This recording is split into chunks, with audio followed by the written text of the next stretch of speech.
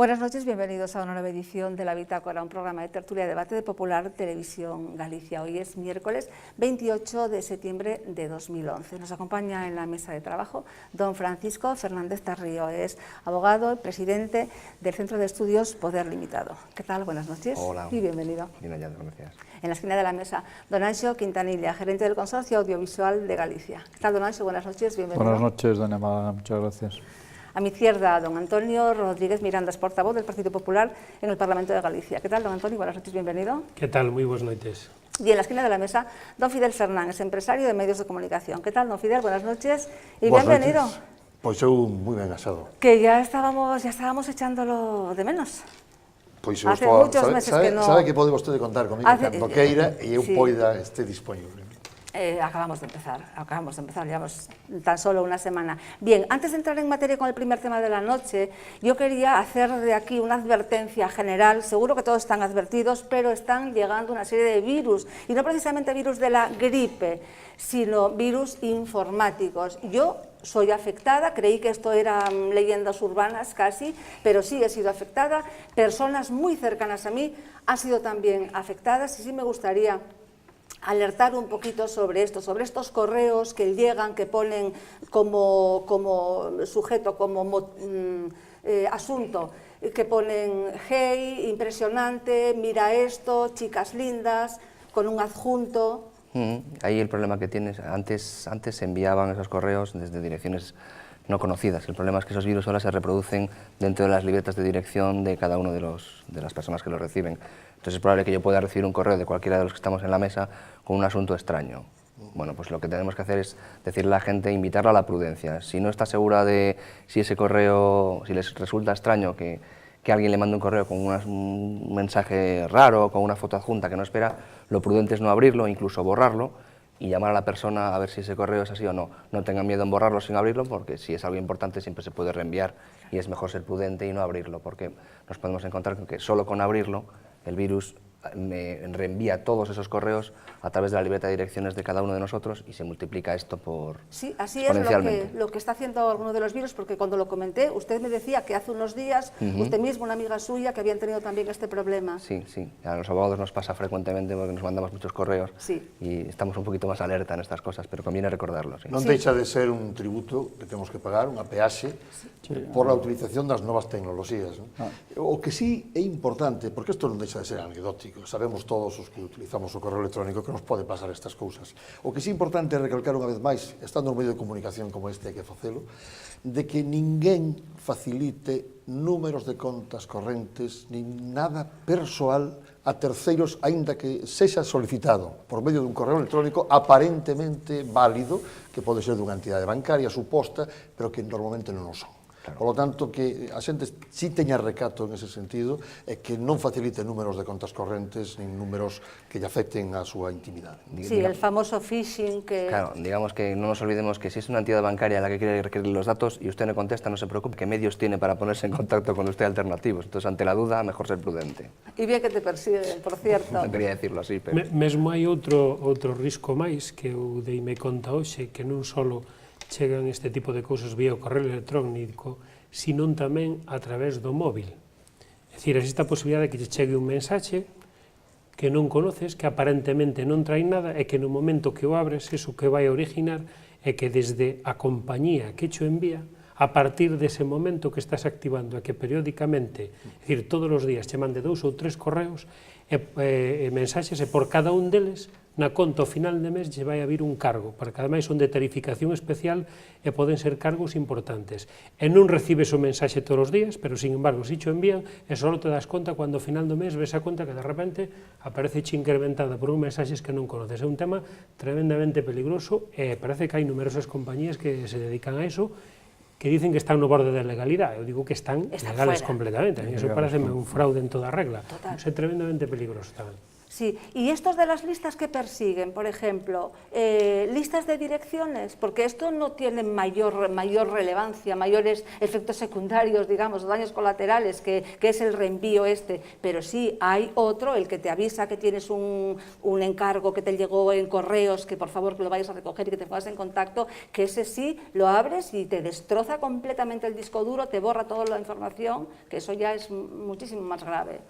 Bueno, pues nada. Decir que muchísimo cuidado sí. y bueno, aquí está nuestra queja.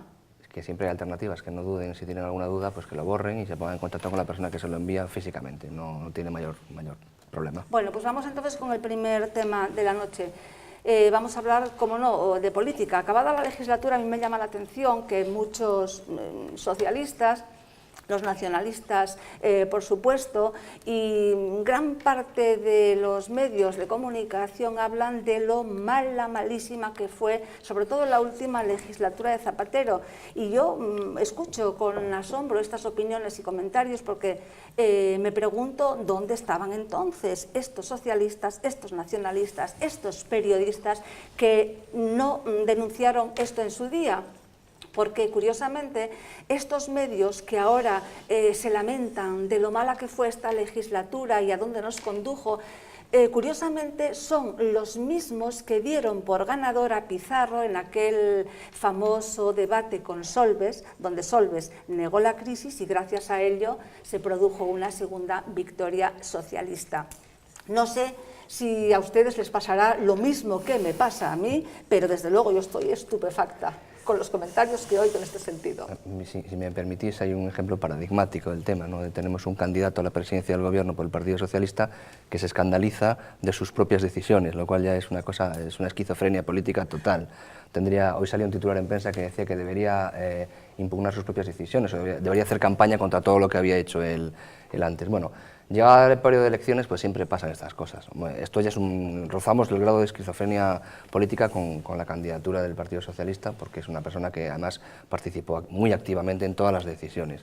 Luego, el tema nacionalista. Bueno, los nacionalistas ya sabemos que desechan, como las serpientes, desechan las pieles cuando les quedan pequeñas, pues ahora no les vale Zapatero, pues jurarán de él y será el diablo con tridente y demás, y se dedicarán pues a acariciar la espalda del futuro presidente de España pues para cobrarle la factura.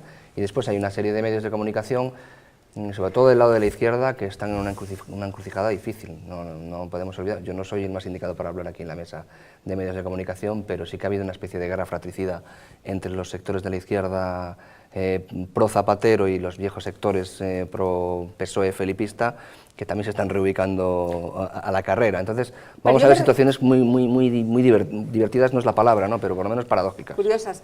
Yo me refiero a medios de Galicia, ¿eh? Yo me refiero a medios importantes de Galicia y digo, ¿pero dónde estabais? ¿Dónde estabais cuando tanto se reían del Partido Popular? Yo creo que en medios pro Zapatero non hai non houbo. Uno sí. Non, vamos a ver, posiblemente Prisa, te refieres ao grupo me refería Prisa. máis ao grupo Pero catalán de Roures. Bueno, pero eso xa Falo de grupos de comunicación dun tamaño importante. Con Soler, si le podemos decir, ¿no? Bueno, más que pro Zapatero, contra lo que es el centro derecha y demás. No, pero Prisa que sempre foi, tivo unha marcada línea progresista e o que nunca excluíu a ninguén. Hai que recordar que un dos fundadores do xornal El País foi Manuel Fraga. Un dos titulares, non sei o nacemento. Eso era me pillou a min a máis en Madrid. Eran outros tiempos. A democracia. Pero quero decir que o Grupo Prisa enfrontouse a Zapatero por aquela decisión que non recordo agora se foi polo tema do fútbol polo tema do fútbol, sí, pero enfréntase a Zapatero para sobrevivir, porque de feito Zapatero é que arruina a Prisa. Bueno, entonces quero decir que a nivel nacional, hagas esa excepción que vostede deben de nomear, eu non detecto ningún medio afín a Zapatero. Bueno, Zapatero, los socialistas, digamos. Zapatero, los socialistas contra lo que es el centro derecha. Lo vamos a recordar aquí, el Pacto del Tinel, que habría que recordarlo más a menudo. Porque sobre mis hombros lloraron muchos afectados por el Pacto del Tinel. Es que, claro, efectivamente, la mente humana está preparada para sobrevivir y vamos olvidando las cositas, pero bueno, pues ahí están, y ahora yo pues me asombro. Bueno, ejemplo Paco Vázquez, que por cierto me cae muy bien y es muy simpático y me encanta cómo habla y me encanta ese acento gallego que tiene y todo esto. Pero ¿qué me dice ahora de los socialistas? Yo digo, oígame... Doña Madalena, como político, ¿qué le parece? Ya que lo personal que simpatiza. Bueno, pues por lo menos está en contra del aborto siendo socialista. Bueno, pois mire vostede, a verdade é que hai que volver a vista atrás neste momento. Nun día como hoxe, ademais, que os socialistas dedicábanse a facer balance, que Rubalcaba deu instruccións que en todas as comunidades autónomas os seus respectivos líderes fixeran roldas de prensa para criticar os recortes dos gobernos populares que agora existen nas comunidades autónomas. E entón, efectivamente, hai que falar de cómplices, porque Zapatero non estuvo solo.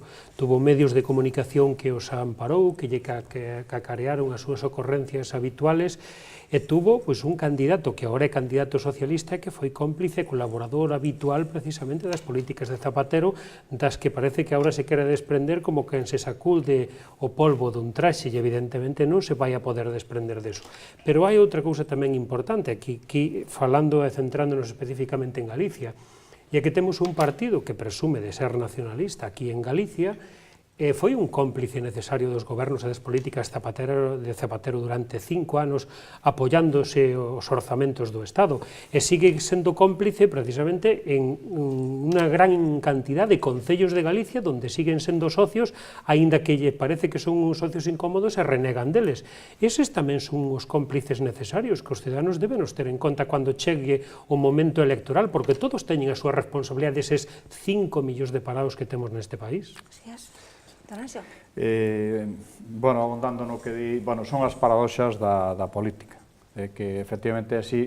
O que pasa é que eu creo que este é un momento distinto, o que por desgracia vai a vir, porque que hoxe mesmo logo ao longo do programa supoño que vamos a falar das tremendas dificultades empresariales que está habendo, da subida da luz, que cando viña hoxe para aquí, pois isto é certo, é dicir, unha persona me parou e me dixo, estou moi preocupado porque o recibo da luz hasta ahora pagaba 1.000 euros, un empresario, é dicir, tiña unha tarifa empresarial, e dice, subiron a 1.240, é dicir, cando hoxe estáse falando de que efectivamente vai haber unha proposición de subir casi un 6% máis despois do tal, dime, non, isto xa vai no 30, non vai no tal. Creo que quedou en stand-by esa proposta. Bueno, en stand-by este señor o recibo xa lle chegou ao pobre, o pobre chamou ao outro e dixo, oi, para ti canto che subiron? Eu tiña 2.000 e xa estou en 2.000 non sei cantos, pero era unha conversación, entendes, que nada ten que ver con isto aquí, nin que fora a ser, pero sí que efectivamente desde primeiras horas do día se está empezando a falar desto, é dicir, un goberno que xa está parado, pero que efectivamente, é dicir, un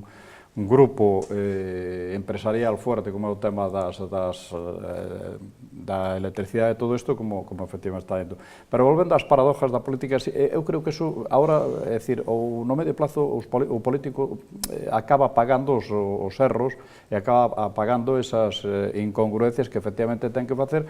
Pero, bueno, volveríamos outra vez ao que xa levamos falado aquí, é dicir, o tema do sistema político, como vai sen entrar no tema dos desesperados ou desa outra xente que o cuestiona. Ahora, sí, efectivamente, cosas veredes, meu Cid, que vos farán caer del cabalo, eso sí que efectivamente é certo. Sí, sí. Bien, y la pugna en Galicia entre los socialistas sigue, ¿no? En Vigo, que hablábamos en el programa anterior, bueno, la pugna y en el otro... sigue, vamos a ver, sí. La pugna, a ver, el Partido Socialista en Galicia sempre tuvo, decir, moitas liortas, como lle gusta decir a don Fidel no seu programa. Sí. Estiveron un pouco tapadas porque cando hai poder todo se tapa un pouco, pero en calquera caso, é dicir, siguen sendo os mesmos axentes que xa veñen de atrás e que efectivamente teñen as súas historias e tal, e agora evidentemente están os intereses. É unha época que parece que lles vai a pintar efectivamente mal, hai poucos sitios. O que se está vendo é pouca solidaridade e, sobre todo, pouca coherencia, pois un pouco co discurso que teñen que facer nun momento en que, desgraciadamente, a sociedade estamos atravesando unha etapa moi complicada, espero que na segunda parte do programa máis adiante falemos do que se nos ven aos funcionarios e toda esta xente. Enlazamos ya entonces con esto, que era precisamente el segundo de los temas.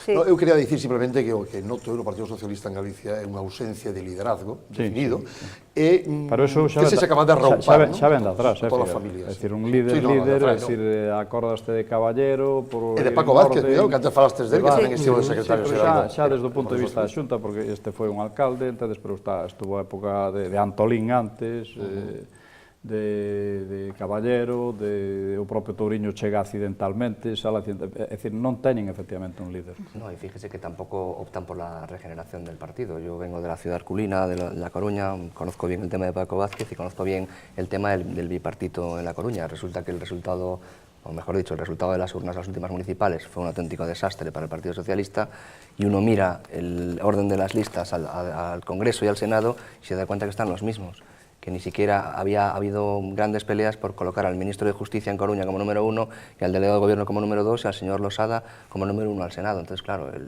panorama, la verdad, es pintoresco. Sí. Es que el tema de las listas, el tema de las listas ese é outro tema, non é o tema das listas, é o tema de la cuota de poder, claro. Justo, hemos hablado aquí. Claro. Es decir, a un político profesional hai que buscarlle salida sempre. Non se lle pode deixar tirado porque perderon as eleccións municipales ou unhas eleccións.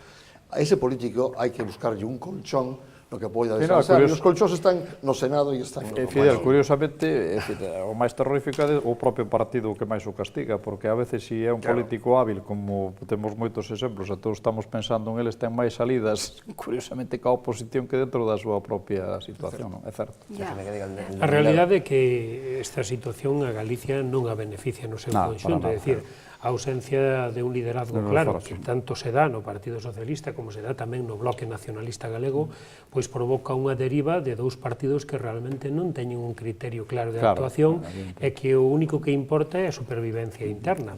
E as listas do Partido Socialista o que reflexan ni máis ni menos que unha volta atrás no tempo, porque non é só que haxa persoas que se perpetúan, sino que hai persoas que volven a ser rescatadas despois de tempo de deixar temas parlamentarios. É o caso do propio delegado do Goberno, que noutros tempos xa foi parlamentario, pasou por outros ámbitos políticos.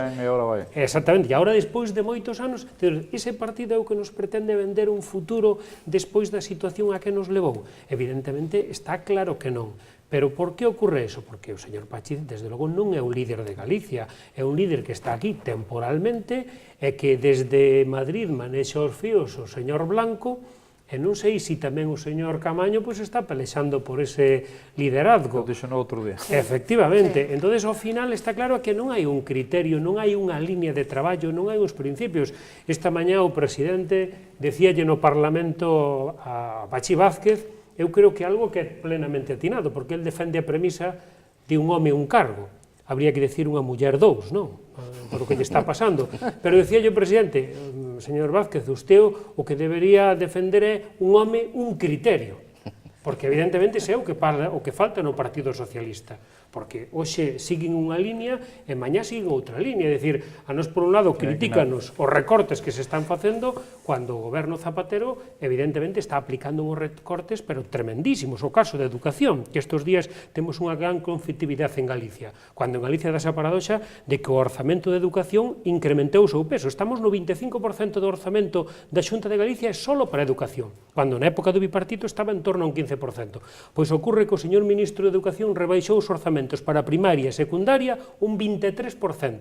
Pero o día seguinte sale o señor ministro pedindo ás comunidades autónomas que non rebaixen. Claro, como xa rebaixou el, como van a rebaixar os demais? Entón, a ver, un partido ten que ter sensatez e ten que asumir as súas propias políticas e non desentenderse delas, non? Eu suscribo todo o que Déjeme que le diga una cosita. De todas formas, ustedes tienen siempre un problema de comunicación, ¿eh?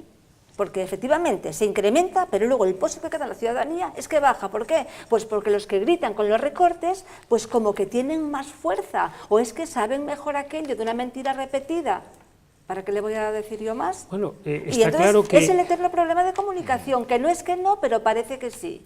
Nós temos unha idiosincrasia, unha forma de ser, de estar, de pensar, que non defendemos as alaracas, que se fai unha xestión razonable, se comunica, entendemos que razonablemente. Hai outros que son os das barricadas.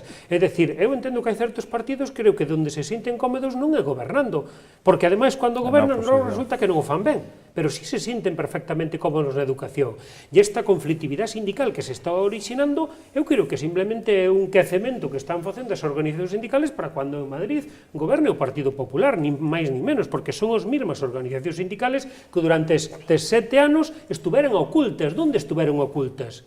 pois non sei se vivindo ben, eu quero ser respetuoso, pero desde logo a xente ten que darse conta e reflexionar que non pode montarse unha folga por 2 horas dos profesores, cando se lle está pedindo desde a Consellería e entendendo que realmente é un esforzo que se lle está pedindo, pero é un esforzo que entendemos todos que se pode asumir e que desde logo entendemos que mellora a calidade da educación, non vai en detrimento precisamente como se pretende defender, pero bueno, os profesores é certo que tamén están respondendo axeitadamente e que as incidencias que estamos tendo da folga realmente demostran que non van polo camiño axeitado.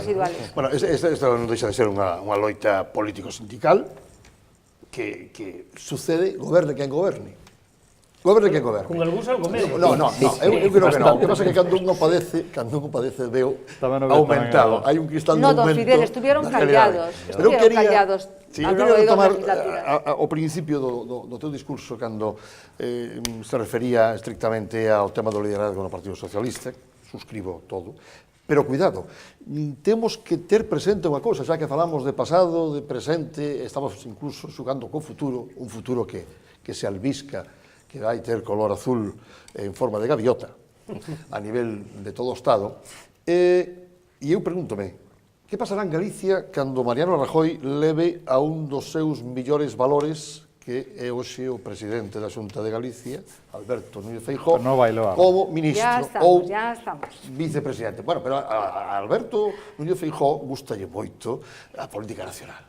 De feito, ele está moito fora de Galicia e exerce de político nacional. Bueno, esperemos que de momento diga como dijo el Papa, que non podía abandonar la nave. Eso é un profesional da política. Eu creo que neste sentido podemos estar tranquilos, eu creo que o presidente dixo bastante claro que a súa responsabilidade, a súa prioridade, hoxe está con Galicia. Hoxe está con Galicia. A partir do día 20... No, hoxe me refero neste momento, nestos anos, é dicir, cando digo hoxe non dixo hoxe, mañá vai a cambiar de opinión. Ademais, non é que o diga eu, estou simplemente rememorando palabras que el dixo das que se responsabiliza. Efectivamente, o noso presidente está fora de Galicia a menudo, pero está fora de Galicia porque é chamado. Por qué? Porque as políticas que se levan aplicando en Galicia durante 2 anos levannos a unha situación que, aínda que non é aínda desexable, estás evidenciando que é, desde logo, bastante máis favorable que a que viviron outras comunidades autónomas. Nos vamos a ter un orzamento para o ano que ven que non vai a verse disminuído, mesmo vaise a incrementar lixeiramente, cun teito de gasto que aprobamos no Parlamento. É dicir, que o legislativo lle dixo ao Executivo hasta aí podes chegar para ser creíble, para saber que non nos vamos a desmandar en gastos. Pero noutras comunidades autónomas este ano van a ter que reducir hasta un 20% os seus orzamentos. Que pasa? Que nos levamos facendo un traballo durante 2 anos que outras comunidades de gobernos socialistas fixeron todo o contrario, seguir negando a situación, seguir negando esa crisis e seguir facendo un gasto desmesurado tendo en conta que tiñas unhas eleccións autonómicas. Entón, é lógico que o noso presidente sea chamado fora de Galicia para explicar o seu modelo de traballo e que mesmo o noso partido en Madrid tome como referente o que se aplicou en Galicia porque se ve que é razonable e que está funcionando e que efectivamente nos permite un obxectivo claro que temos todos, que é manteñer o gasto social, manteñer as políticas públicas de sanidade, de educación, de servicios sociales e de atención á dependencia, porque iso é o que hoxe é prioritario que todo o mundo entende que hai que respetar sin ningún género de duda. Además, bueno, si se va alguén quedará, ¿no? Alguén quedará. Yo quería apuntar eso, ¿no? Sí. Yo creo que el Partido Popular de Galicia, bueno, las pruebas me remito, hay una renovación generacional importantísima que empezó con el presidente Alberto Núñez Feijóo. Yo creo que en ese sentido el Partido Popular de Galicia sí que ha hecho los deberes. A muchos nos gustaría, por el bien de Galicia, como aquí se dice, que esos deberes también se hicieran en otros partidos. Y no digo nada ya a nivel nacional, que uno de los partidos que va a alternar con el Partido Popular en la gobernación de aquí a muchos años, también afrontara ese proceso de regeneración, incluso de refundación, quién sabe, que viéramos caras nuevas, ¿no? Pues yo creo que en ese sentido es verdad que Galicia ha sido un ejemplo. Bueno, ¿qué va a ocurrir con los sueldos? ¿Qué va a ocurrir con los funcionarios dentro de muy poco? Podría ser, voy a lanzarlo, no voy a atreverme a decirlo, podría ser el presente de Grecia nuestro futuro próximo, o sea, quiera Dios que no, pero... Non pode serlo. Vale. Non pode serlo. Porque habrá un goberno responsable. A mí parece impensable, ¿no? Impensable. A situación de Grecia Eu non son economista, evidentemente todo o que diga é polo que se lee, pero polo que se leemos escoita a los e tal. economistas, bien. Pero a situación de Grecia, vamos, non ten nada que ver coa situación de España, non? Mesmo a situación de Italia é moito mellor que a situación de Grecia. O que pasa é que aquí agora estamos facendo a que entidades privadas de pronto saquen uns índices con criterios parece ser que bastante rigurosos, parece ser, pero tampouco hai ningún goberno, ningún estamento oficial que teña a chave para controlalos, porque non sei se iso obedece a veces a intereses financieros moi concretos. Sí, pero hai que falar claro en ese sentido, porque cuidado. ¿Por qué presupone usted que el Estado sí es más riguroso que una empresa privada que se juega su dinero? Bueno, porque Grecia ha sido consecuencia de un... ¿Y por qué toda esta crisis ven derivada dunha salvaxada que fixo un señor en Estados Unidos? No. Con todas as bendicións. ¿Se refiere a las agencias de calificación y demás? Sí, aquí hemos hablado de las agencias de calificación y de la ¿En qué registro están inscritas esas agencias? ¿Cómo se controlan esas agencias? Nacen como setas no monte. Home, eu creo que eso para que teña validez, habría que otorgarlle validez, pero validez institucional. E hai organismos a nivel mundial con capacidade suficiente para otorgarlles esa validez. Porque incluso, cuidado, as entidades bancarias discrepan sobre as calificacións destas agencias. Bueno, discrepan al principio. Normalmente cuando pasa un tiempo suelen ajustarse bastante a lo que decían las agencias. Ahora en Europa sí están en entredicho. Es más, se decía de crear en Europa y no depender de América y demás. Y de esto se habló muchísimo porque efectivamente se ve que hay pues mucha especulación y muchísimos intereses en este sentido. Pero eso es lógico. La especulación en sí no es mala. No satanicemos la especulación. Ahora, que una institución, por el simple hecho de ser pública o estatal, sea más rigurosa que una agencia privada, pues permítanme que lo dude. De hecho, la crisis griega viene a colación perfectamente en este tema, es una crisis institucional, es una crisis de que el Estado griego falseaba las cuentas con la bendición de la Unión Europea. Ahí no había agencias de calificación, era la propia Unión Europea la que todo el mundo sabía y se decía, precisamente por esas agencias, ojo, que Grecia no tiene los números que dice, y por mantener la política del euro, Europa cayó, y ahora ha reventado. Entonces, digamos que malos hay en todos los lados, que el hecho de que tenga que fiscalizar una institución no garantiza su éxito. Y a las pruebas me remito, que me digan 1 o 2 organismos mundiales, institucionales, que hayan previsto lo que haya pasado o que hayan puesto remedio, yo no lo conozco. Y la crisis financiera americana, que aquí lo hemos hablado alguna vez, Magdalena, te acordarás que me gusta mucho ese tema, viene causada principalmente por la intervención estatal, porque al señor Clinton se le puso en la cabeza que la gente de menos recursos en Estados Unidos tenía derecho a una hipoteca, y entonces a las 2 principales agencias hipotecarias americanas se les dio el aval estatal. Dele usted hipotecas a esta gente, aunque no las pague, que yo se las avalo. Sí. Claro, ¿qué hizo? Eso no es capitalismo. Entonces, ¿qué hizo la empresa hipotecaria? Dijo, jauja, yo le doy, me cobro las comisiones, le doy todas las hipotecas, lo avala el Estado, lo empaqueto, lo transformo en miles de productos financieros y que lo pague otro. Claro. Entonces, digamos que aquí habría que desbrozar mucho las causas de la crisis. Las famosas subprime. Bueno, volviendo al tema de los funcionarios aquí, yo creo que estamos claramente en el final de un ciclo, por los motivos que sea y que fuere. Entonces, el final de un ciclo en donde ha habido una bonanza muy grande, donde dentro de ese final de ciclo está el tema de las autonomías y de la configuración de todas esas autonomías y la crisis, ya sea de unos o ya sea de otros, pero efectivamente está ahí, el temor que hay también es así, y hoy el que no tiene dinero no puede tener lo que quiere como hace unos meses. Es decir, inevitablemente y por desgracia yo creo que la parte de los funcionarios vamos a salir muy tocados de esta situación, porque es que hasta ahora se ha estado en el tema de las empresas privadas, en los funcionarios en menor medida con el tema del sueldo, pero bueno, muy de actualidad, supongo que por eso lo saca usted ahora aquí, está el tema de Cataluña, de ayer y antes de ayer. Sí, es que lo de Cataluña nos ha puesto a temblar, es increíble. Que esas medidas yo tampoco las puedo entender, porque decía... Pero también tenemos que decir, se han gastado el dinero, se han enriquecido personalmente, se han montado embajadas, se han gastado cantidad de dinero en estudios sobre la perdiz roja y no sé qué, que sí, que es el chocolate del loro, pero es una granja de loros. Se han gastado mucho dinero y ahora me van a recortar de los geriátricos concertados. ¿Qué hacen con esos señores? Siguen gastándose el dinero en eso. En lo que usted dice siguen gastándose el dinero. Sí, no sé si es verdad o no, pero hoy contaban... Óigame, y tenemos que decirlo, esto era Carod Rovira Montilla. tiene un contrato de asesoramiento en un hospital en no sé qué sitio de Cataluña. Óigame, y tenemos que decirlo, es Montilla, No sé si es verdad el o no, pero lo he compañero de escuchado. Rubalcaba. Seguro. 40 embaixadas que pode pechar o goberno que este gobernando nese momento. Es decir, que o Regencia Unió, antes de tomar medidas con os geriátricos, podía perfectamente pechar as 40 embaixadas. E podía perfectamente, e eu son defensor das linguas... Delegacións comerciales, señor Fornán. Pois das segundas embaixadas, consulados, delegacións comerciais, pero que hai persoal ali, que hai os edificios alugados ou mercados, e que todo eso se pode perfectamente ensinar. Decía eu que eu son defensor das linguas, do galego, evidentemente, Do catalán, e do do vasco. vasco. Son defensor, e do castelán, evidentemente. Pero, aínda que nunha situación de casi emerxencia nacional, nos pasemos un par de anos sin doblar as películas ao catalán, non pasa nada por eso.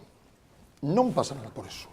Incluso se poden subtitular, e non pasa nada. E incluso algún neno vai ter un reforzo co castelán ao poder ver as películas en Eso castelán. di usted porque acaban de firmar un contrato cas Mellors onde... Sí. Evidentemente, invertiron evidentemente. Entón, claro, o dos xeriátricos e camiño, Claro, sí, que os nosos maiores, que foron os que loitaron por darnos todo o que temos. É unha frivolidade. Foron os que persoas agora... con minusvalía. Persoas con minusvalía. Más Que de débiles. pronto si es marxine, pero que continúe a dinámica en outras cousas que son perfectamente frenables, ou cando menos Suprimibles ou decir, señores, ou aparcables. aparcables. 2 anos Claro. aparcables. Ese é O unha que ha herencia. suprimido, ha encerrado los Ese é unha quirófanos por la claro, tarde. pero é unha y- herencia que lle tocou ao señor Mas, pero non é responsabilidade do señor Mas. A responsabilidade hai que buscala en dúas legislaturas de gobernos tripartitos en Cataluña, tremendo. liderados por o Partido Socialista, Claro, e co amparo Montilla. novamente dos nacionalistas. Claro. Esa nova asociación tremendamente peligrosa para a ciudadanía. Rubalcaba participaba de eso. Efectivamente, entonces aí se dá esa circunstancia. Entonces, claro que efectivamente hai que recortar. Galicia, por exemplo, tamén tiña dúas delegacións da Xunta, dúas delegacións que ten en Bos Aires, en Montevideo. Pois que a chegada deste goberno, esas delegacións, o seu custo reduciuse prácticamente nun 80%. É dicir, quedou dun xeito case anecdótico. Seguimos manteñendo un delegado ali, porque temos unha colectividade tremendamente elevada, e é necesario ter unha oficina aberta. Pero que se pasou de ter unha sede alquilada que costaba un diñeiral o alquiler, a instalarse nun centro galego que creo que ten un coste gratuito para o funcionamento da administración. E desde pagarlle un sueldo millonario ao delegado que estaba ali en Bos Aires, que cobraba máis que o presidente da Xunta, aquí, a simplemente nombrar a unha persona que é dali de Bos Aires e que, polo tanto, tendo un soldo perfectamente digno para ali para Bos Aires, non se asemella nin o 10% casi do que cobraba o anterior delegado. Non tes por que eliminar certos servicios que é necesario dalos, pero hai que polos na súa xusta medida. E, efectivamente, a nós non se nos pasa pola cabeza, critícanos de recortes, no caso de Cataluña, a nós non se nos pasa pola cabeza facer ou tomar medidas como as de Cataluña, todo o contrario, é dicir, Galicia incrementou a súa atención á dependencia, non sei se nun 400%, pasamos de ter recoñecidos a 14.000 dependentes a ter actualmente 50.000 dependentes en Galicia, cando o Estado nos tiña que dar o 50% dese coste e non chega, creo que, nin o 30%, co cual o resto ten que asumir a propia comunidade autónoma cando lle tiña que dar o Estado. Bueno, pero son prioridades. A pesar de todo, a nos acúsasenos de recortes, pero bueno, aí se ve que efectivamente se pode reducir, porque se pode reducir, nos estamos traballando co orzamento equivalente ao ano 2006. Entón, se tú colles o valor absoluto, seguramente ves unha cantidad total máis pequena en sanidade, unha cantidad total máis pequena en educación. No, pero aí non é onde hai que mirar, hai que ver o peso desas políticas no total de cartos dos que tú dispós. E evidentemente o que non tes non o podes gastar. Hay que hacer más con menos, ¿no? Y ese es un poco el lema que tienen. Vamos con el tema, porque estamos hablando de... Sí, una última cosa. No, que dice que es cierto que la responsabilidad la tienen los partidos que han despilfarrado antes. Al hilo de esto ahora se acusa o se pretende imputar a Mariano Rajoy un poco más o menos que, como decía el señor Pepiño Blanco, la motosierra y la guadaña. La motosierra y la guadaña, sí. Que, por cierto, él no aplica para sus hijos que estudian en colegios sí, privados. se ve que es muy no rural, la gasta mucho. se ve que es muy rural, Pero Pepiño Blanco. Quiero decir con eso que es cierto que... A verdad, Fidel, tardou moito en chegar. Andrus máis co pouciño. E máis cajadaña. Pero bueno, que es cierto que las posibilidades del que despilfarra, pero Este post-veterano. Que a ese respecto. Pero no es menos cierto que yo creo que es enfermizo el tema nacionalista. Es decir, aquí se ha dicho, se defienden las lenguas, yo defiendo a las personas. Y las personas están por encima de las lenguas, siempre, en cualquier punto y en cualquier lugar. También defiendo a las personas. Entonces, no digo por no usted. son excluyentes. No lo digo por usted, lo digo por las políticas catalanas. Hasta tal punto llega el carácter enfermizo del nacionalismo que prefieren aguantar el dinero invertido en inmersión lingüística poniendo la lengua en el tótem como si fuera algo mitológico y recortar de lo que importa, que es de las personas que hablan esa lengua, que son las que tienen que vivir bien.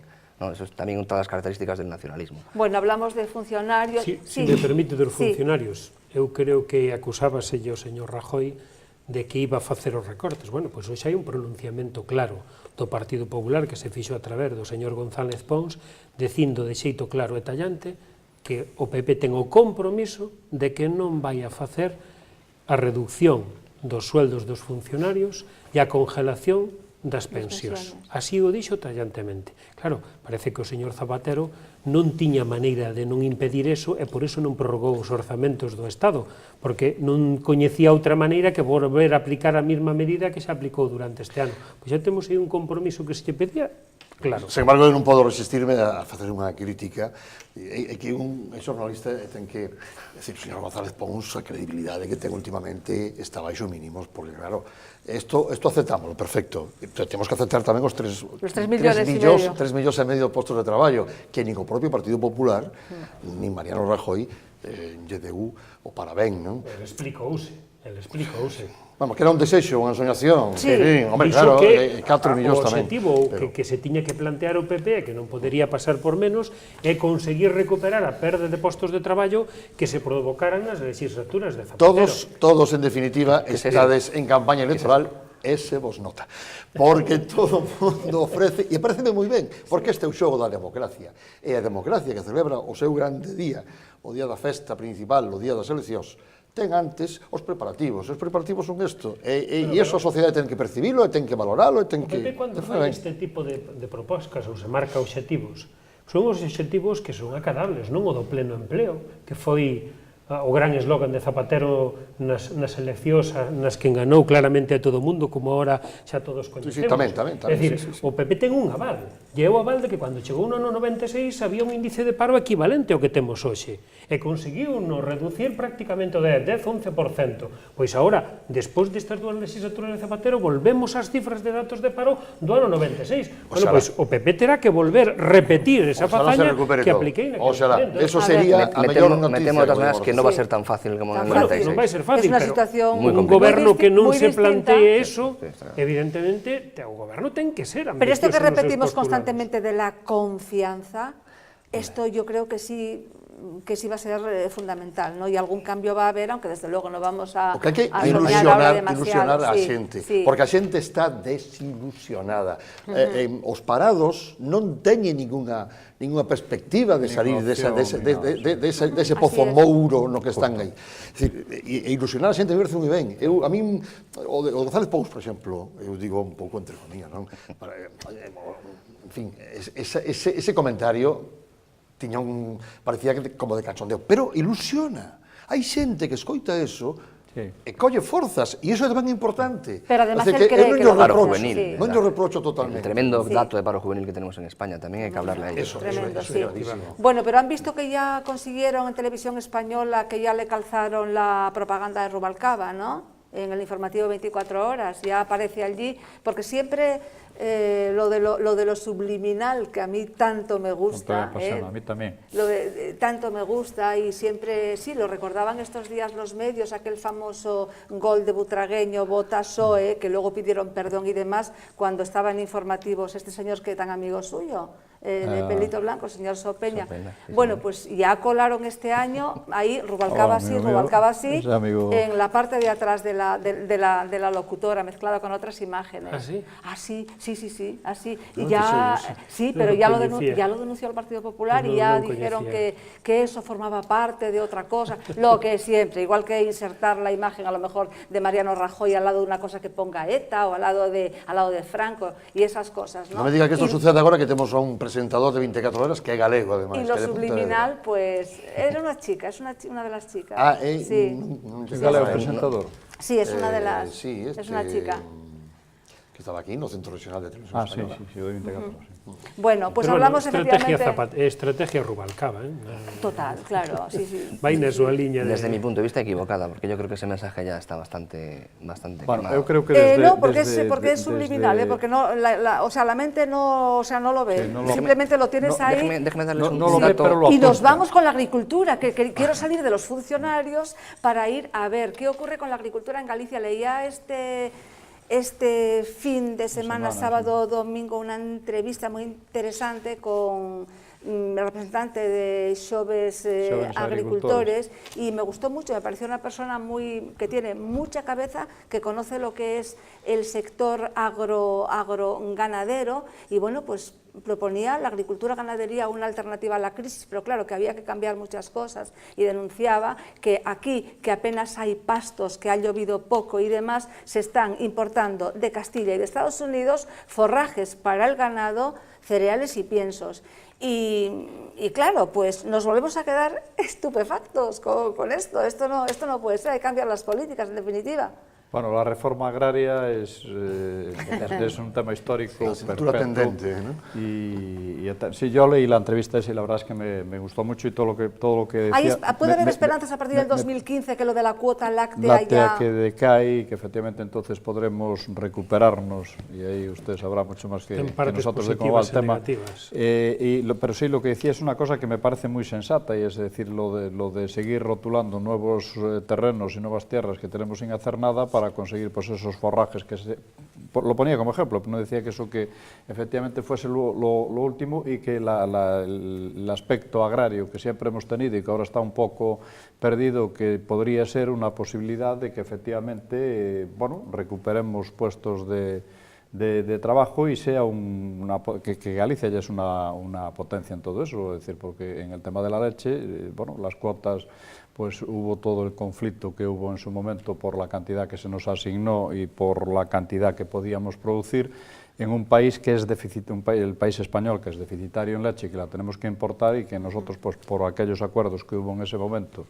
y esas equivocaciones que cometieron quienes tuvieron que hacer las estimaciones, o esas equivocaciones a los que los sometieron a los estimadores, es decir, nos produjo esta situación. Bueno, si en el 2015 efectivamente eso disminuye, será una buena noticia, porque efectivamente nuestra leche es una leche de primerísima calidad y muy buena, y en general, es decir, nuestra ganadería es una ganadería muy apreciada para alimentación en todas partes. Yo no había pensado en lo que dice él de las extensiones que podemos ampliar para poder es decir, meternos en el tema del forraje y en otras posibilidades. Bueno, a mí siempre me pareció que sí, que efectivamente somos un país que hemos descuidado la agricultura por lo que fuere, por la dureza, por la dificultad, por los cambios.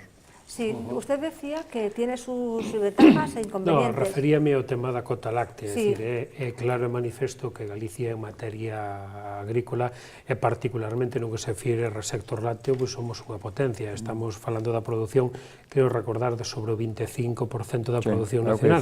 Sí, e a paradoxa está en que, aínda que España é deficitario, pois nós temos limitacións de produción. Por que decía eso? Decía eso porque en Galicia os nosos gandeiros apostaron moitísimo precisamente por a adquisicións de cotas, o que tuvo un coste económico e que hai moitas explotacións que neste momento mesmo están pagando hipotecas para poder producir moitísimo máis porque se preocuparon de comprar esa cuota láctea. Si agora efectivamente esa limitación desaparece, é positiva no sentido de que poidamos producir libremente, pero hai que ver a repercusión para esas persoas que durante un tempo se lle obligou a comprar uns dereitos para poder producir, e que de repente eso que tiñan aí, que era casi como unha auténtica aforro de cara á súa propia pensión ou jubilación, porque eso tiña un valor moi importante, que de repente eso non se vexa desprovisto de todo valor. Entonces, quero decir que ten a parte negativa e positiva, e entendemos que en Europa hai que facer unha importante defensa, que haxa un cambio de goberno, e realmente que en Europa nos volvamos a ter unha voz importante, reivindicativa e firme como houve noutras épocas, como cando foi Loyola de Palacio, isto vai a ser fundamental, porque evidentemente os gobernos socialistas en Europa sempre foron moi tímidos, digamos que estuvemos ali casi caladiños, como que non nos viran, e realmente en Europa hai que ir a pelexar con uñas e dentes, igual que fan os franceses ou igual que fan os alemáns, non podes ir con outra idea diferente, non? Eu creo que recuperar no ámbito internacional tamén a nivel europeo a posición que tiña España en outras épocas, isto vai a repercutir en moito no sector agrario galego. E hoxe estamos... Aí coincide con los del bloque. Bueno, pero é a realidade, por supuesto, claro. Pero ademais aquí xa se está traballando precisamente no que se comentaba agora, no tema da terra, é dicir, cambiouse a lei do Banco de Terras, precisamente para posibilitar que as explotacións poidan aumentar moito máis fácil a súa superficie, a súa base territorial, e, por lo tanto, teñen moito máis para producir e non dependan tanto das aportacións externas en graus, en forraxes, etc. Estáse agora ca lei do monte tamén de Galicia, traballouse no tema forestal, porque non é só o tema agrario, é o tema forestal que realmente Galicia tamén ten un peso moi importante e temos moito camiño que andar, e efectivamente o futuro non pode pasar por outro lado que non sea un sector primario forte e, sobre todo, eu diría, dignificado. A min parece todo fenomenal, todo o que se dixo aquí sobre o futuro do campo, pero eu vexo o campo hoxe como unha saída de emerxencia para os fillos daqueles que nos anos 70 deixaron o campo, abandonaron o campo, se foron á cidade en busca da aventura da construcción emerxente, das industrias que empezaban a situarse nas periferias das cidades, e que despois veu a realidade da vida, e eses fillos, hoxe, moitos están no paro. E o único que teñen, o único que conservan, é a casa da aldea, onde hai unhas terras, e onde poden perfectamente implantarse ou reimplantarse e buscar, aínda que sexa só, unha economía de subsistencia, porque na cidade non son capaces de subsistir. E eu digo, e isto, que é lamentable que teña que suceder desta maneira, e que me están dicindo que empeza a suceder xa en algunhas dadas, é tamén unha boa noticia. Por qué? Porque vamos a volver a ter poboación no medio rural. Isto vai favorecer, por exemplo, que se limpen as corredoiras, de que non existan incendios, o que disminúan os incendios, de que a xente cuide máis ese entorno, que hoxe por hoxe forma só parte dunha paisaxe de domingo. E eu estou esperanzado con ese regreso desta xente, porque algúns que adquiriron outros coñecementos na cidade, mesmo algúns estudios, aportarán algo máis que vir ali para subsistir. Aportarán algo máis. Buscarán a maneira de facer que sexa productiva, que sexa productivo o campo. É unha reflexión moi bonita. A min interésame eso, e quero velo desde esta perspectiva, porque me parece máis romántica. É moi humana, moi romántica, efectivamente. É moi real tamén. Moi real tamén, porque que a tecnoloxía que hai hoxe efectivamente pode facer unha vida moito máis grata que a que efectivamente había nos anos 70 que vostede cita, é dicir que efectivamente aquilo que estábamos no arado de vertedera dos romanos. É dicir, hoxe con outra, que a tecnoloxía, é dicir, a tecnoloxía que hai aplicada ao tema do... Pois a mí pareceme perfectamente factible, é un tipo de vida, pero que claro, que aínda que sexa aí, vai a ser completamente distinto ao que foi. Yo creo que ahí el tema es la palabra dignificar, no una vuelta al campo como una economía de subsistencia. Galicia tiene una potencialidad muy grande. A ver, ¿cuántos años llevamos hablando de estos temas? Si combatir el minifundismo desde tiempos inmemoriales, lograr que la gente, como comentamos ahora, que los espacios sean más aprovechados, ¿cuánto espacio natural que se puede explotar de una manera eficiente tiene Galicia sin utilizar? En parte también por ese éxodo a las ciudades, es cierto, pero no nos quedemos solo en la vuelta al rural como refugio. Pero exixo tamén a concentración parcelaria. Bueno, pues a eso me refiero, buscar una potencialidad que Galicia tiene, la tiene, y para implantar no solamente el tema del ganado, o sea, de la leche, el propio... o forestal, a ganadería, es fundamental. Ya lo quisieran muchas comunidades. Y luego lo que dice, justo, y luego lo que defender los intereses de España, ya lo hemos hablado aquí muchas veces. Para defender los intereses de España en Europa, primero hay que creer en España. Y bueno, si uno empieza gobernando en la nación diciendo que la nación es discutida y discutible, difícilmente puede ir a un pasillo y discutir con un alemán o con un francés que, como bien se dice aquí, van con el cuchillo entre los dientes, porque ellos sí defienden su nación. El último ejemplo que tuvimos fue con el pepino, aún lo están pagando en la zona murciana y demás. Pues es así, es otra de las consecuencias de un gobierno nefasto. Non me falo de pepino, porque eu aí, nese tema, tan só un segundo, é dicir, aínda estou esperando a dimisión da bocazas da política que colleu e dixo que fora o pepino español. Aínda estou esperando a dimisión e aínda estou esperando que os políticos españoles lle exixiren a dimisión esa Justo. Eso vergoñento. Es más probable, si pasara aquí, es más probable que nosotros pidiéramos la dimisión del nuestro si hacía ese comentario, por presiones de los alemanes. É vergoñento que esa muller ainda encima fora casi condecorada, porque a superior en rango, porque esta era dun Lander, a superior en rango a nivel estatal, vamos, suscribiu punto e coma as súas palabras con puntos e comas. É dicir, eso non é de recibo. Dicíamos, dimitan as dúas ahora. Vostede por suscribirlo e vostede por decir. Para eso hai que tener peso, en Europa hai que recuperar. Claro, esa é a diferencia de concepción. Hoxe estamos nunha fase precisamente en relación a Europa, Galicia, igual que outras comunidades, como é o caso de Extremadura, Castilla-La Mancha ou Andalucía, que, bueno, como superamos os parámetros, deixamos de ser o obxectivo prioritario, efecto de fondos europeos, fondos de cohesión, etc., e, por lo tanto, podemos perder esos fondos a partir de 2013. Bueno, pois Galicia está liderando un proceso a nivel europeo, con aquelas comunidades autónomas españolas e outras rexións comunitarias, para conseguir o que lle chaman os fondos de aterraxe suave, que noutras épocas houbo, pero que na época actual, que a retracción orzamentaria que hai, pois podría peligrar e non darse. Pois estamos prácticamente solos. As comunidades están prácticamente solas. O Estado non se está implicando nesta tarea. E temos dado pasos importantes e a día de hoxe casi está garantizado que efectivamente sigamos recibindo a partir de 2013 un 2/3 do que viñamos recibindo. Pero non é por o traballo do Estado, foi exclusivamente por o traballo de Galicia e de outras comunidades que saben o que realmente isto é importante. E eu quería comentar unha pequeniña reflexión respecto desa volta, efectivamente, ao ámbito agrario. A xente no seu momento moita escapouse por as condicións e a calidade de vida que había no ámbito rural, por a forma de traballar, por xornadas interminables en horas, non de 12, non de 14, 15 ou máis horas, e os 365 días do ano. E vían que, efectivamente, noutros ámbitos podía haber outra calidade de vida distinta, entón, lóxicamente, íbanse, e incluso os pais, respecto dos seus fillos, como querían algo mellor, animaban a que se marcharan e probaran sorte. Bueno, pois, efectivamente, agora terá que haber unha volta, pero a volta ten que ser distinta, ten que ser cunha mentalidade profesional, cunha mentalidade empresarial, cunhas técnicas de traballo distinto e, sobre todo, cun traballo dignificado, porque, evidentemente, non podemos volver da mesma maneira que tiñamos daquela, e a forma de producir hoxe é completamente distinta. Si é certo que hai unha asignatura pendiente, que eu creo nela, que os labregos, que os gandeiros se queixan sempre, e eu coincido con elas, aínda que hai algúns técnicos que me dice que non é tanto así, e é o tema dos prezos agrarios. Eu creo que aí temos unha asignatura pendiente para buscar algún tipo de forma, mecanismo, garantía, etc., para que realmente os precios de producción tuveran unhas garantías mínimas. Intervencionismo. Pois non o sei. Esa palabra non me gusta nada. A mí sí me gusta. Pero algunha mecánica habería que buscar. Sí, la eliminación de los intermediarios, por lo menos que no hubiera tantos.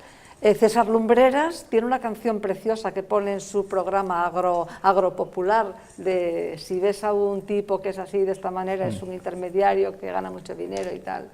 Bueno, también coloca el producto, no seamos injustos tampoco, también coloca el producto y no sería lo mismo. No, por supuesto, pero no, que no haya tantas diferencias. No hablemos de imponer precios elementos están porque se fan necesarios, si no, non estarían. Don Francisco, cuando un señor dices tú, bueno, pues recolectó el kilo de melocotón a 0,20 y luego tú lo compras a 4 euros, pues oye, me tienes razón la canción de César Lumbreras. Ahí algo pasa, ¿no? Pero eso pasa en todos los órdenes de la vida. No, pero eso hay que corregirlo y el señor que recolecta los melocotones y los tomates tiene que ganar más dinerito. Yo entiéndame, cuando se me dice que el Estado debe corregir, pues me echo a temblar, o me echo la mano a la cartera. Vamos a ver, es que yo tiemblo también cuando me hablan de intervencionismo del Estado, ¿eh? Por eso. Pero bueno, hai produtos que teñen que ser intervidos, o pan ten que ser intervido, o leite ten que ser intervido, hai produtos onde eu creo que o la luz, si queremos a luz, pois tamén, pues así la estamos pagando por el sobreprecio de la intervención. Que quería sacar el tema del que denunció antes un poco lo que le contaba, pero vamos a ir con ello.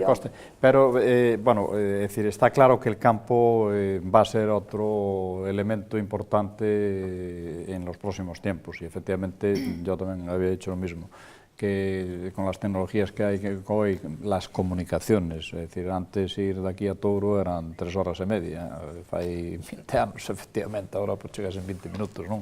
Bueno, me quedan 5 minutos para hablar de las tarifas, de las subidas, de la nomenclatura que utilizan estos señores a la hora de que no te enteras de lo que... No, en el teléfono tampoco. Los que tienen contador son las empresas que no tienen problema.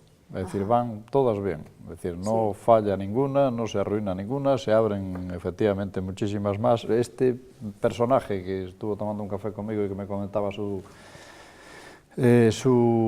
preocupación con el tema de la luz y la subida que estaba teniendo la luz, me decía lo mismo, que tampoco no entendía la factura del teléfono y que no acababa de saber por qué unas veces pagaba de una forma, otras veces de otra. Bueno, eso es...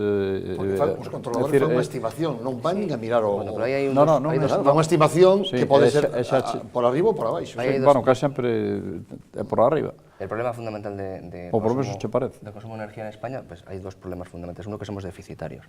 O sea, España no es un país que produzca energía de ninguna clase. Y es más, nuevamente hemos tenido gobiernos que se han dedicado a desechar energías alternativas, la nuclear, tal, y estamos pagando una energía mucho más cara de fuera.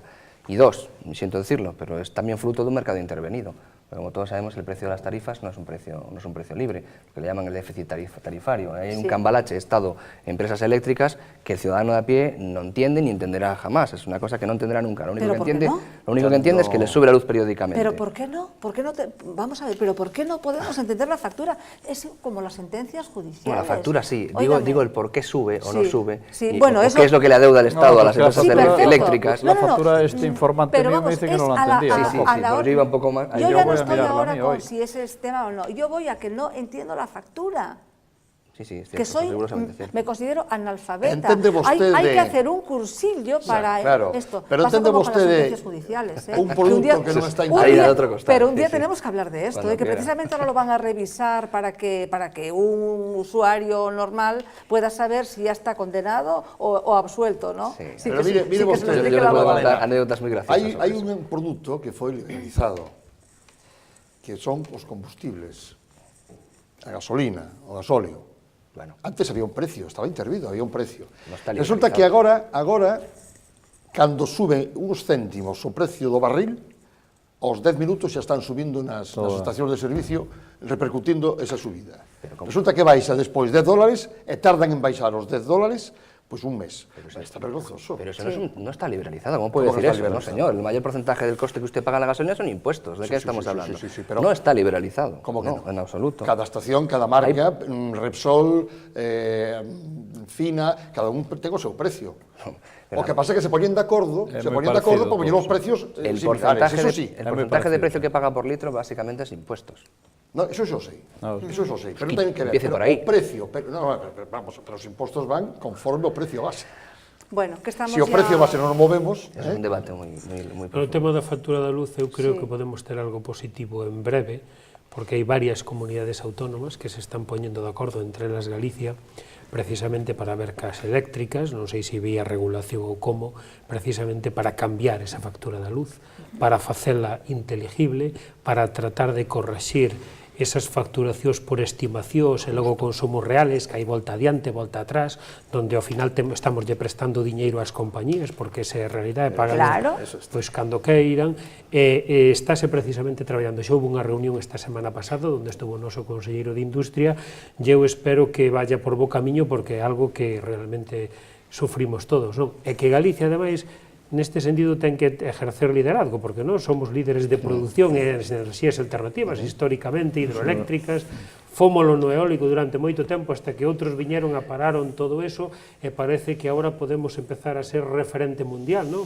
Si se confirma o establecemento aquí en Galicia de... Bueno, sí que se confirma que é unha realidad, pero o funcionamento de Fenosa, non? Con 3.000 postos de traballo, que eu creo que para Galicia é unha noticia fenomenal, e os nacionalistas non lle gusta, extraña, e non sei que, e con 1.800 millóns de investimento, é que eso, que sea Galicia o centro do mundo para esa compañía en todo o que se fai ser de investigación de enerxía marina, que creo que pode ser un camiño espectacular, e logo nós Galicia, pois co litoral que temos, pois eu creo que é unha boa noticia, e o que está claro é que hai que explorar novas vías. Eso es ver realmente a Galicia en grande. Vamos a hablar de esto precisamente en el próximo programa, el lunes que viene. Bien, pues hasta aquí el tiempo de la bitácora de hoy. Se quedaron seguramente algunas cosas, pero bueno, hay más días. Sí. Don Francisco, muchísimas gracias. Prometo contar algunas anécdotas judiciales cuando saque el tema de las sentencias. Sí, no, pues perfecto, también lo vamos a traer a colación porque hace unos días salía que había que reformar esto y demás y que iban a exigir que la redacción fuera más adecuada a lo que es el lenguaje hoy, ¿no? Ardua tarea tienen. Muchísimas gracias, don Anxo Quintanilla. Muchas gracias. Muchísimas gracias.